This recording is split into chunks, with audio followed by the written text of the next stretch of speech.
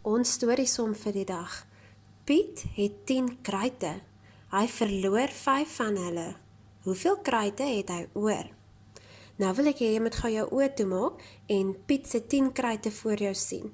En dan wil ek hê jy moet sien hoe hy 5 van hulle verloor. 5 van hulle het nou weggeraak. So, sit ons by of vat ons weg?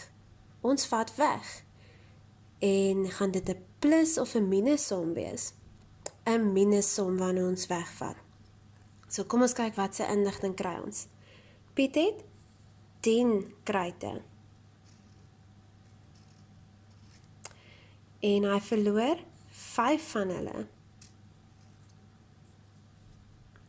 En die belangrike woordjie, hoeveel kruite het hy oor? So ek wil hê, jy moet nou met hierdie inligting wat hierso staan, die 10 en die 5, 'n minussommetjie gaan maak en onthou om hierdie woordjie na jou antwoord te skryf.